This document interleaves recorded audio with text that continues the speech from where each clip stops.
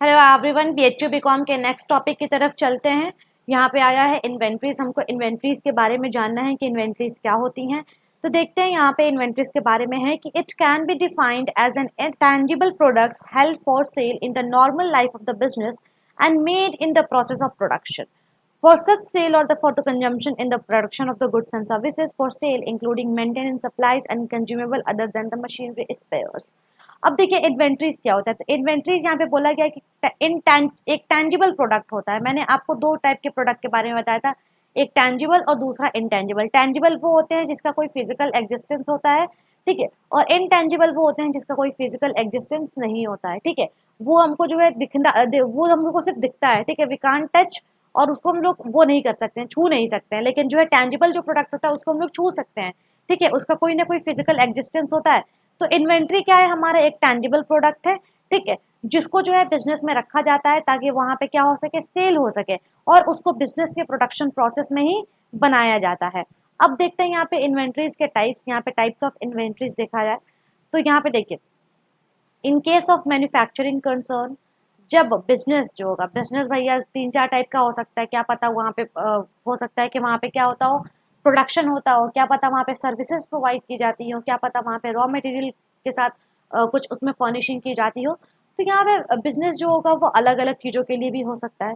तो यहाँ पे जो है दो टाइप की चीज़ों के लिए बताया गया है कि इन केस ऑफ मैन्युफैक्चरिंग कंसर्न, अगर वो प्रोडक्शन प्रोसेस में इन्वॉल्व है तो वहाँ पे क्या होगा, और दूसरा है हमारा इन केस ऑफ ट्रेडिंग कंसर्न, अगर वो ट्रेड कर रही है, ट्रेड मतलब फिनिश्ड गुड का ही ट्रेड वगैरह अगर कर रही है, तो वहां पे इन्वेंट्री जो होंगी वो कैसी होंगे, ये इसके बारे में बताया गया है। चलिए, तो देखिए, इन केस ऑफ मैन्युफैक्चरिंग कंसर्न में तीन टाइप की इन्वेंट्री हो सकती है। पहला हो सकता है रॉ मटेरियल, जैसे आपको मालूम ही है, ठीक है, कि अभी रॉ मटेरियल आता ही है। उसके बाद है वर्क इन प्रोग्रेस, मतलब कि अभी उसमें जो है इंटरमीडिएट गुड्स भी आप लोग उसको कह सकते हैं, कि अभी उसमें कुछ ना कुछ जो है चीजें करनी बाकी रह गई हैं, जब तक उसको फाइनल गुड्स ना पहुंचा लिया जाए, ठीक है। और तीसरा है हमारा फिनिश्ड गुड। ये जो होती है वो तीनों इन्वेंट्री के अंदर आती हैं, अगर वो मैन्युफैक्चरिंग कंसर्न है तो।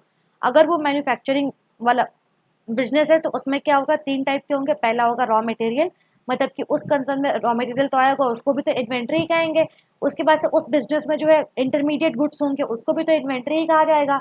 और तीसरा होगा फिनिश गुड, जो बन चुका होगा, जो जाने के लिए, जो कस्टमर के पास पहुंचने के लिए जो रेडी होगा, वो क्या कहलाएगा, वो कहलाएगा फिनिश्ड गुड। तो मेरे ख्याल से आपको ये चीज़ समझ में आ गई कि मैन्युफैक्चरिंग कंसर्न में जो है कितनी चीज़ें आती हैं। अब आता है हमारा ट्रेडिंग कंसर्न। तो ट्रेडिंग कंसर्न में एक ही चीज़ों की ट्रेड होती है, वो ऑलरेडी फिनिश्ड गुड उनके गोडाउन में पड़ा होता है, उसी का वो लोग ट्रेड करते हैं, अलग अलग सप्लायर्स के पास पहुंचाते हैं। जैसे आप लोगों ने देखा होगा कि ब्रेड वाले की गाड़ी एक अलग से आती है, तो उनका भी तो कहीं स्टॉक रखा होता होगा ना, वहां से वो लोग लेके आते होंगे, ठीक है। जैसे दूध वाले की गाड़ी आती है रोज रोज, तो उसका भी तो अब जहां से बिल्कुल बनता है वहां से नहीं आता होगा, वहां से बन के आ चुका होता होगा। जो इंसान जो है बीच में होगा, जो इन लोगों को ट्रेड, जहाँ से मतलब कंपनी से लेके कस्टमर तक जो है वो पहुंचाता होगा, वो क्या करता होगा, अपने यहाँ ला के रख लेता होगा। अब अपने यहाँ से जो है जब वो गाड़ी गाड़ी भिजवाता होगा, तो वो उसको ट्रेडिंग कंसर्न कहा जाएगा, ठीक है। तो उसके पास तो सिर्फ फिनिश्ड गुड ही रहे होंगे। तो मेरे ख्याल से आपको ये चीज समझ में आ गई कि इन्वेंट्रीज में दो चीजें, in case of manufacturing concern और दूसरा है in case of trading concern. Manufacturing concern में raw material, work in progress और फिनिश्ड गुड आता है, और ट्रेडिंग कंसर्न में आता है फिनिश्ड गुड। अब आता है यहाँ पे इन्वेंट्री वैल्यूएशन टेक्निक, किस तरीके से जो है हम लोग इन्वेंट्री को वैल्यूएट करते हैं, कैसे हम लोग जो इन्वेंट्री क्या है, कैसी है, कितनी है, इसके बारे में हम लोग जानते हैं, कितनी हमारे यहाँ इन्वेंट्री बची हुई है, ठीक है। तो चलिए, सबसे पहला जो हमारा मेथड आता है वो है स्पेसिफिक आइडेंटिफिकेशन मेथड। अब स्पेसिफिक आइडेंटिफिकेशन मेथड में क्या होता है कि इसमें जो है उन चीज़ों की सिर्फ वैल्यू लगाई जाती है जो एक स्पेशल हो, मतलब कि जो यूनिक हो, ठीक है। जैसे कि नॉर्मल बिजनेस में जो है उसकी कोई वैल्यू ना हो। जैसे कि मान लीजिए कि कोई कंपनी है, वो मान लीजिए वो ब्रेड में है, ठीक है, ब्रेड में जो है वो काम कर रही है, ब्रेड का जो है मैन्युफैक्चरिंग कर रही है। अब वो जो है केक में एकदम बिल्कुल कोई लग्जरियस केक है जिसने बनवाया, ठीक है, 5-10 फुट ऊंचा बनवाया, 5 फुट ऊंचा बनवाया केक, अब वो उसमें डील करेगी। तो भाई उसका कॉस्ट लगाना जो होगा कंपनी के लिए थोड़ी सी दिक्कत हो जाएगी, क्योंकि वो तो पहले से ब्रेड की जो जितनी भी वैल्यूएशन है वो कर रही है। तो उसकी जो वैल्यूएशन होगी, जहां ब्रेड की वैल्यूएशन 20 रुपए की होगी, और क्या पता उस केक की वैल्यूएशन 20,000 की हो। तो ये एक अलग जो है चीजें बन जाती हैं, ठीक है। कभी कभी कुछ अलग हो जाता है, जो हट के जो है काम होता है, उस बिजनेस कंसर्न से हट के थोड़ा सा काम होता है, और उसको उस प्रोडक्ट की जब हम लोग क्या वैल्यूएशन करते हैं तो उसको हम बोलते हैं स्पेसिफिक आइडेंटिफिकेशन मेथड। यानी कि कोई स्पेशल कोई चीज़ है, स्पेशल कोई प्रोडक्ट है, उसकी जब हम लोग वैल्यूएशन करते हैं तो that is called specific identification method. बात आगे समझ में कि स्पेसिफिक आइडेंटिफिकेशन मेथड में क्या होता है कि किसी भी अलग प्रोडक्ट की जब हम लोग वैल्यूएशन करेंगे तो स्पेसिफिक वैल्यूएशन मेथड के अंदर आएगा। चलिए, अब दूसरा है हमारा FIFO, first in first out. अब इसका मतलब क्या है जरा सा आप लोग समझिए। चलिए नीचे चलते हैं हम लोग। फर्स्ट इन फर्स्ट आउट, जैसे कि मान लीजिए ये हमारा जो है वेयर हाउस है, ठीक है, वेयर हाउस है, इसमें 1 जनवरी को जो है सामान आया, ठीक है, 1 जनवरी को सामान आया, फिर 2 जनवरी को सामान आया, ठीक है, आ गया सामान, 3 जनवरी को सामान आया, आ गया। चलिए अब हमको इसमें से बेचना है, ठीक है, 3 जनवरी को इतना सामान हमारे यहाँ आ चुका है, इतना सामान हमारे आ चुका है, अब हमको बेचना है तो हम कौन से वाले जनवरी मतलब कितने कौन से वाले तारीख का सामान पहले निकालेंगे? 3 जनवरी वाले तारीख का सामान पहले निकालेंगे? नहीं, अगर ये first in and first out वाला मेथड है तो हम सबसे पहले जो हमारे पास जो हमारा पुराना स्टॉक होगा, जो भी हमारा पुराना स्टॉक होगा, हम सबसे पहले जो है उसको निकालेंगे, ठीक है, उसके बाद हम इसको निकालेंगे, उसके बाद हम इसको निकालेंगे, ठीक है। फर्स्ट इन फर्स्ट आउट का मतलब ही यही होता है कि जो हम पुराना स्टॉक रहता है उसको हम पहले निकालते हैं, तो उसके बाद वाला स्टॉक हम बाद में निकालते हैं और सबसे लास्ट वाले स्टॉक को सबसे बाद में निकालते हैं।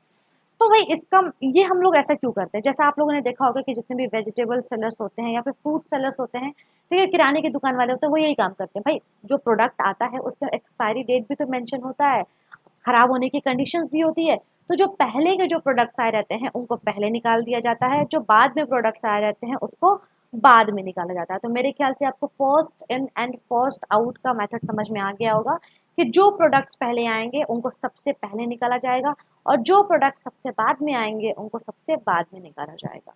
चलिए अब आगे देखते हैं। अब आगे आता है हमारा LIFO, last in and first out. मैंने यहाँ पे आपको बताया कि जो प्रोडक्ट्स पहले आएंगे उनको पहले निकाल, फर्स्ट फीफो का क्या है कि जो प्रोडक्ट्स पहले आएंगे उसको पहले निकाला जाएगा और जो प्रोडक्ट्स बाद में आएंगे उसको बाद में निकाला जाएगा। लेकिन अब यहाँ पे हम लोग पढ़ने वाले हैं लीफो, LIFO, लीफो। लीफो का मतलब लास्ट इन और फर्स्ट आउट। अब देखिए सबसे लास्ट में आया, यानी कि ये 3 जनवरी वाला सबसे लास्ट में आया और सबसे पहले ये जाएगा, मतलब ये जो होगा वो सबसे पहले जाएगा, ठीक है। उसके बाद 2 जनवरी वाला उसके बाद जाएगा और सबसे लास्ट वाला जो है, सबसे पहले वाला जो है वो सबसे बाद में जाएगा। समझ में आ रहा है आपको? देखिए ये 3 जनवरी, ये 2 जनवरी और ये 1 जनवरी। समझ में आ रहा है आपको कि सबसे लास्ट वाला सबसे पहले जाएगा, दूसरे नंबर वाला जो है बीच में जाएगा और सबसे पहले वाला जो है वो सबसे लास्ट में जाएगा। ऐसा क्यों? ऐसा मेनली तब होता है जब देखा होगा आप लोगों ने गोडाउन में जो है, जब पूरा ये मान लो ये पूरा सामान से भर गया है और सबसे लास्ट वाला सामान आके यहाँ रखा है, ये गेट रहा, तो भाई अब इसको निकालने के लिए क्या करना पड़ेगा? इन सबको निकालने के लिए इस सामान को तो निकालना ही पड़ेगा, ठीक है। हाँ, इसमें ये चीजें होती है कि इसमें कोई एक्सपायरी डेट नहीं होता है, रख दिए तो कई सालों तक चलेगा, तो कोई भी सामान जो है पहले आया हुआ सामान पहले निकल जाता है। भाई क्या पता कि जगह की कमी हो रही हो, तो इन सब केसेस में जो है ये लास्ट इन और फर्स्ट आउट वाला कॉन्सेप्ट चलता है। मेरे ख्याल से आपको फर्स्ट इन फर्स्ट आउट और लास्ट इन फर्स्ट आउट समझ में आ चुका होगा। फर्स्ट इन फर्स्ट आउट का मतलब जो पहले आया है वही पहले जाएगा और लास्ट इन फर्स्ट आउट का मतलब जो लास्ट में आया है वो पहले जाएगा। चलिए अब आगे देखते हैं। आगे हमारा एवरेज प्राइस मेथड। अब एवरेज प्राइस मेथड क्या है? एवरेज प्राइस समझ में आ रहा है कुछ? एवरेज प्राइस, चलिए देखते हैं कि एवरेज प्राइस मेथड क्या है। बस एक मिनट। जैसे कि मान लीजिए 1 जनवरी को, 1 जनवरी को 50 यूनिट सामान खरीद के आए जिसकी प्राइस थी 2 रुपए, ठीक है। तो टोटल बैलेंस कितना आएगा इसका? 50 यूनिट 2 रुपए, यानी कि 100 रुपये बैलेंस आएगा, ठीक है। चलिए अब देखिए 2 जनवरी को 200 यूनिट खरीद के आए जिसकी प्राइस थी 3 रुपए आए, तो इसका बैलेंस कितना आएगा? 300। अब मान लीजिए 3 जनवरी को 200 यूनिट खरीद के आए जिसकी प्राइस थी 4 रुपए, ठीक है, तो इसका टोटल बैलेंस कितना आएगा, 800 रुपये। चलिए, अब मान लीजिए 4th ऑफ जनवरी को फिर 100 प्रोडक्ट खरीद के आए और जिसका प्राइस था 2 रुपये, तो इसका टोटल कितना आएगा, 100 इंटू 2, 200।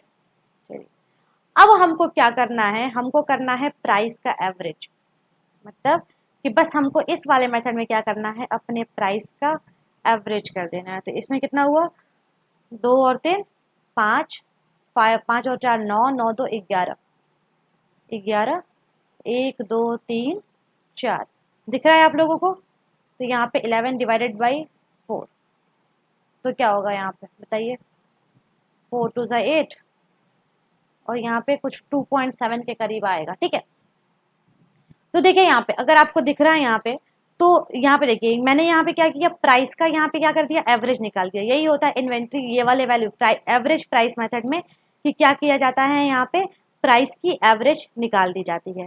ठीक है, और इसके हिसाब से जो है फिर से जो है गुड्स को इशू किए जाते हैं। ठीक है, अब आता है हमारा वेटेज एवरेज प्राइस मेथड। अब वेटेज एवरेज प्राइस मेथड में क्या होता है, बस हल्का सा चेंज है इसमें, जरा से देख लीजिए, आप लोगों को दिखाते हैं। यहाँ पे क्या है, आप लोगों ने वेटेज वाला जो है पढ़ा होगा 11th में, स्टैट्स में पढ़ा होगा आप लोगों ने। तो वेटेज एवरेज प्राइस मेथड में क्या होता है, सबसे पहले इसका फॉर्मूला ये है कि sigma W x upon sigma W, मतलब कि sigma of amount upon sigma of unit. अब यहाँ पे देखते हैं कि ये सिग्मा ऑफ अमाउंट और सिग्मा ऑफ यूनिट क्या है, यही वाले टेबल से समझ लेते हैं। तो देखिए यहाँ पे अमाउंट का सिग्मा, मतलब कि जो भी बैलेंस आया है, इसका जो भी टोटल बैलेंस आया है, टोटल बैलेंस कितना है यहाँ पे देखिए,